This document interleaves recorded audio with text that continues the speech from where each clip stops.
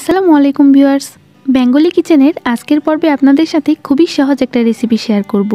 আমার আজকের রেসিপি হচ্ছে পটেটো ললিপপ। অনেকে আবার এটাকে পটেটো বল বলে থাকি। আলু দিয়ে বানানো হলেও এর স্বাদ কিন্তু অনেকটাই মাংস দিয়ে তৈরি কাবাব বা মিট বলের মতো। চলুন তবে আর কথা না বাড়িয়ে আমরা মূল রেসিপিটা দেখে নিই। এখানে আমি নিয়েছি 3টা বড় সাইজের সেদ্ধ আলু। এখন আলুগুলোকে আমি একটা গ্রেটারের সাহায্যে গ্রেট করে নিব। গ্রেট করে নিলে এতে কোনো আস্ত দানা থাকবে না, তবে আপনি চাইলে হাত দিয়েও এটাকে চটকে ম্যাশ করে নিতে পারেন। গ্রেট করা হয়ে গেলে এখন এতে দিয়ে দিব হাফ কাপ পরিমাণ পেঁয়াজ কুচি, আর পেঁয়াজটাকে একদম পাতলা করে কেটে নিতে হবে।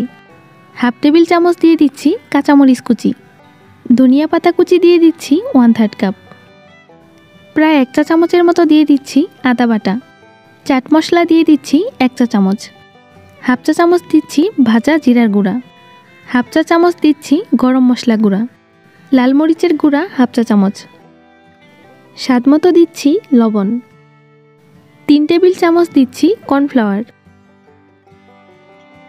2 টেবিল চামচ দিয়ে দিচ্ছি ব্রেড ক্রাম্বস। সবশেষে এতে 1 চা চামচের মতো দিয়ে দিব লেবুর রস। এখন এই সবগুলোকে একসাথে ভালো করে মাখিয়ে নিব।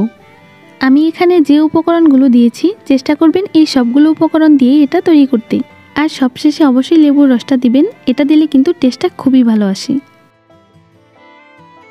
সবগুলো আমি মাখিয়ে নিয়েছি, আর এটা কিন্তু আঠালো হবে না, এরকম একটু ছাড়া ছাড়া টাইপেরই হবে।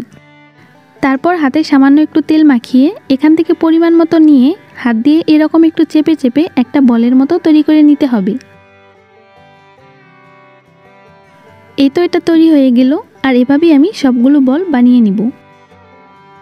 এবারের বাইরের কোটিংয়ের জন্য এখানে একটা বাটিতে আমি একটা ডিম ভেঙে নিচ্ছি, সামান্য পরিমাণ দিয়ে দিচ্ছি লবণ।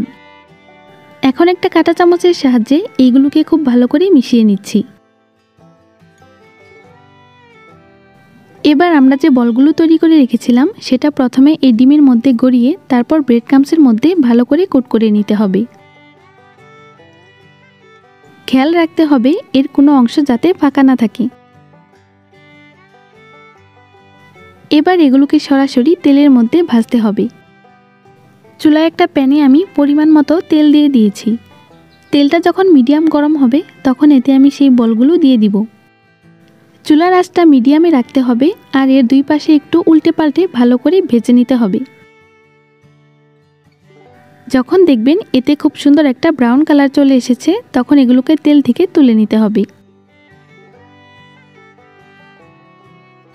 এখন এগুলো যাতে ললিপপের মতো দেখতে হয় সেজন্য এতে ললিপপ স্টিক বা টুথপিক দিয়েও এগুলোকে পরিবেশন করতে পারেন।